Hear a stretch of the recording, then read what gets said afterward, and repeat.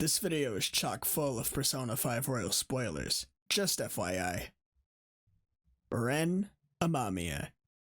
Accused of assault for defending a helpless woman from a drunk and reckless Masayoshi Shido. Arrested, expelled from his high school, and left with a reputation that continues to follow him.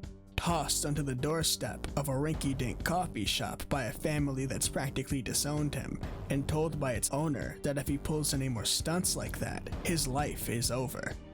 As if it wasn't already. As if he weren't assigned prisoner of fate to a future that had been sealed in advance. Except, he wasn't. Fortunately, Ren just so happened to have been chosen by the gods to be someone special. A wild card, the trickster, and month after month he hunts degenerates sick enough to resemble Shido in their abuse toward those beneath them. With the thieves as his jury, he assumes his role as both the judge and executioner, forcefully rewriting the minds of each and every target, quite literally destroying their sickest desires, replacing darkness with the lightest gray possible, and jamming justice into a society that, as far as he's concerned, is in desperate need. But the Phantom Thieves are always the underdogs here. They all started as victims themselves, and now just so happen to serve as a hand lifting one bourgeois boot at a time. Despite their resolve, they can only accomplish so much. Each palace sweep risks robbing up to a week of their time, assuming you're not a big a Chad as I, and they're always followed by weeks of waiting for results, all for one target, and all while every single member has to lay low and continue a typical student life. Takuto Maruki. A man whose methods are that of the Phantom Thieves taken to their logical extreme. Rather than spending hours, if not days, on one target and changing one heart at a time, Maruki assumes control of mementos, fuses it with the real world in much the same vein as Yaldabaoth, and rewrites the cognition of what seems to be every living human all at once. His goal? Creating a utopia in which everyone alive lives the life he believes would make them happiest. Maruki's abilities don't stop at the living though, because it's through a rewriting cognition that he's allowed to recreate the deceased. Mementos' fusion with the mortal plane allows for belief to become reality. Simply put, if everyone is rewritten to believe that a dead man walks, he will. Or at least, they'll see him. Where Ren and Maruki differ most though, is ideology. Ren believes in punishing the strong, and enforcing consequences on those who will surely walk away scot-free without his intervention. Ren changes hearts, forces confessions, and moves on to the next target, leaving the last one's victims with band-aids on wounds that may never heal. The Phantom Thieves pay very little mind to said victims, and even less to the systems that put the strong in power. This, you'd believe, would be the result of limitation. The Phantom Thieves can't erase bad memories, they can't change the past, they can only ensure that whatever evil takes place in the present doesn't carry on into the future. But when the power to do these things is shown to them, their reaction is to squash the competition. The effects of Maruki's actions are put clear on display for Ren. Kamoshida's tyranny was written out of memory, meaning that Ryuji's leg is healed and Shiho was never driven to suicide. Madarame is no longer a one-dimensional scrote patch, and he appropriately credits Yusuke's deceased mother for the Sayuri's creation. Wakaba, Okumura, Nijima, and Akechi exist as if they never stopped, but it doesn't take long for Ren to recognize exactly what's happening, and he opts to rip the whole operation to shreds. The Phantom Thieves' journey started as one of non-stop exposure, but gradually became more focused on liberation.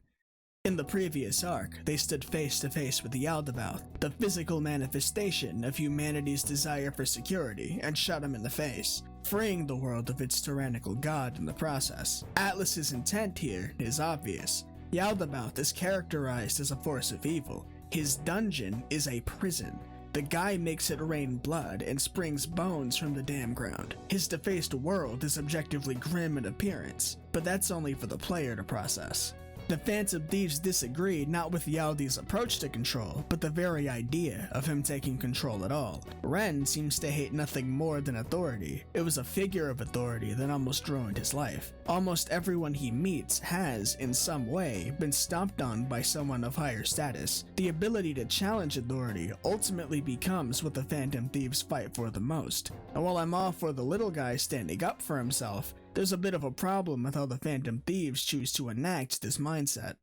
Yaldabaoth's vision for the future can easily be viewed as a negative one, but Maruki's is far more nuanced.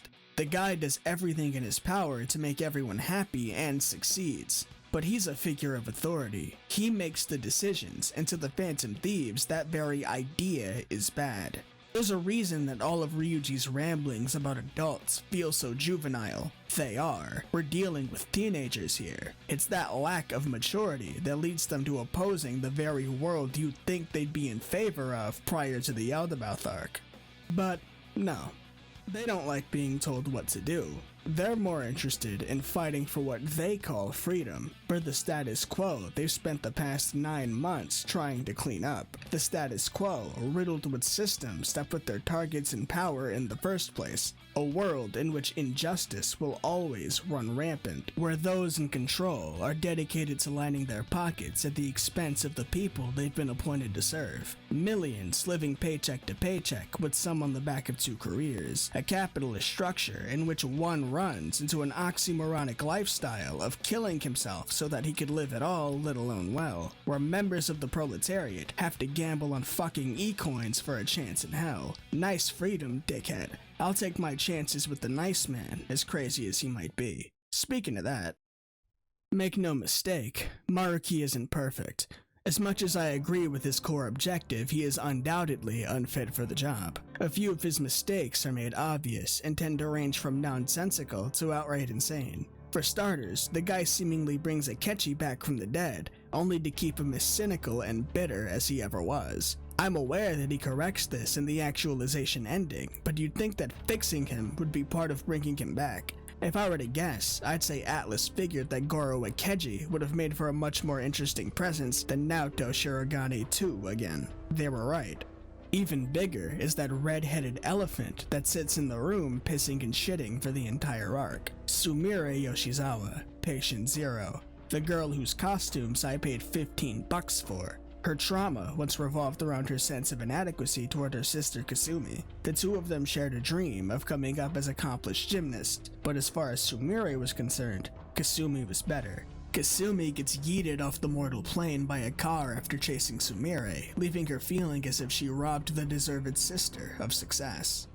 The obvious course of action here would be to recreate a cognitive Kasumi, while rewriting Sumire into being what could be considered the best version of herself. Instead, the absolute maniac opts to erase Sumire's identity from memory, replacing it with Kasumi's. Why the hell he'd do this, of all things, I just don't understand. It's completely psychotic. Atlas likely just wanted that big endgame twist, or a carrot to dangle behind the glass door labeled Stop Maruki for anyone on the fence.